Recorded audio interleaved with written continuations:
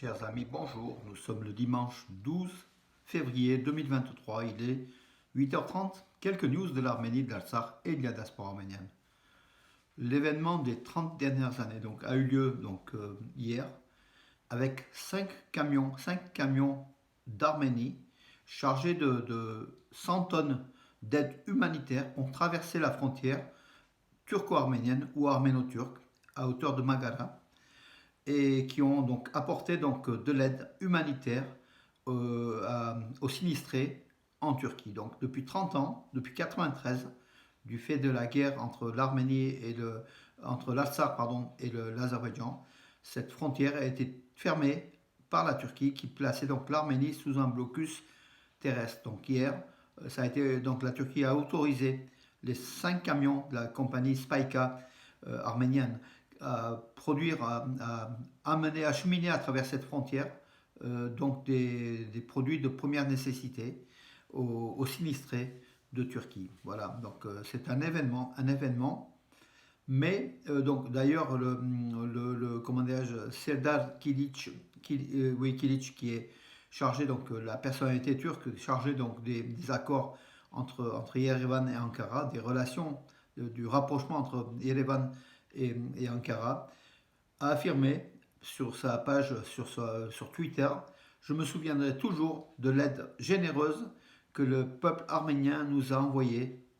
Il a affirmé en fait, voilà, pour l'aide humanitaire de l'Arménie à la Turquie, qui est peut-être critiqué par certains, mais en tout cas, c'est un acte plus qu'humanitaire, c'était aussi un acte politique. Mais de cet acte politique, qui est le gagnant?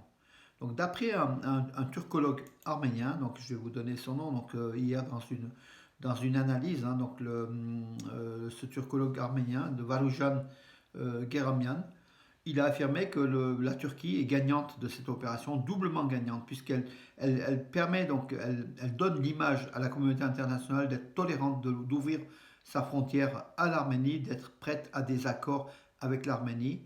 Et de l'autre côté, elle fait, comment dirais-je, elle fait un petit peu de terre à l'intérieur même de l'Arménie, elle peut, comment dirais-je, mettre du désordre par cela. Donc double gagnant, la Turquie, qui a bien réfléchi en fait, au-delà de l'acte humanitaire, la Turquie retire un bénéfice politique, tout est stratégique chez les Turcs, voilà.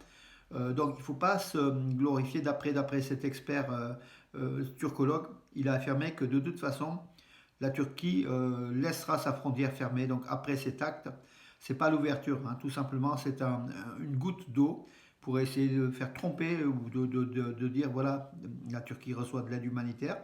Mais le problème de fond reste le même, reste l'Azerbaïdjan, reste justement son soutien, le soutien de la Turquie à l'Azerbaïdjan et la fermeture de cette frontière. Il ne faut pas donc se leurrer, la frontière turco-arménienne, d'après cet expert, ne sera pas ouverte avant longtemps. Voilà, tout simplement. En Turquie, donc Garo Paylan l'a aussi mentionné, donc les sauveteurs arméniens, avec d'autres sauveteurs d'autres pays, ont extrait un enfant de 8 ans, une fillette de 8 ans, des décombres du séisme à Aïdiaman, donc Aïdiaman dans la zone sinistrée, donc en Turquie. Voilà, les sauveteurs arméniens ont sauvé une jeune fillette turque de 8 ans des ruines, voilà, de l'effondrement de son immeuble. C'est un acte quand même, c'est quand même important. Voilà, l'aide arménienne, elle est là.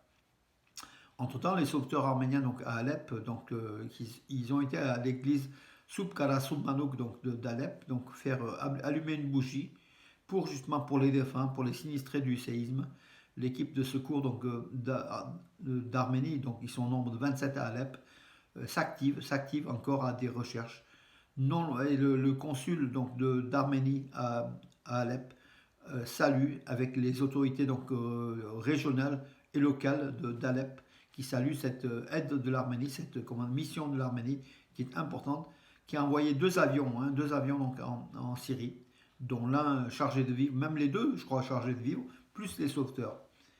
Voilà qui est une bonne chose. Hier, 7 personnes de l'Artsakh ont été hospitalisées en Arménie. Grâce à la Croix-Rouge internationale, elles ont pu passer le corridor de la Chine. Le corridor de la Chine qui est aujourd'hui, 12 février, cela fait 2 mois que l'Artsakh est soumis au blocus. sans que le monde condamne, mais le monde ne bouge pas. Donc sur place, c'est la même chose.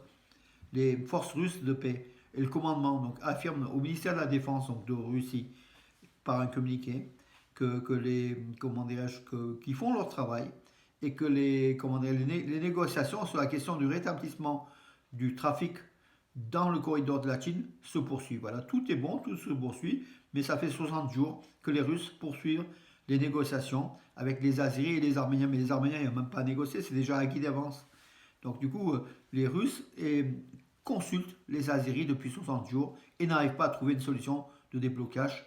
Voilà, donc pour déloger une quarantaine, une cinquantaine de pseudo-écologistes qui sont des agents de Bakou envoyés par Aliyev pour bloquer cette route, pour asphyxier l'Artsakh, pour faire dépeupler l'Artsakh, pour désarméniser l'Artsakh, un crime d'épuration ethnique et peut-être du deuxième génocide des Arméniens qui est là, qui attend, mais à petit feu. Donc l'Azerbaïdjan essaye de tuer les Arméniens de l'Artsakh à petit feu pour qu'ils partent, voilà, qu'ils en aient marre de rester sur leur terre d'origine pour récupérer cette partie restante de l'Artsakh, non content d'avoir récupéré déjà 60-70% du territoire arménien de l'Artsakh. Voilà, les Azeris, leur politique de, comment dirais-je, qui est une politique d'élimination de l'élément arménien.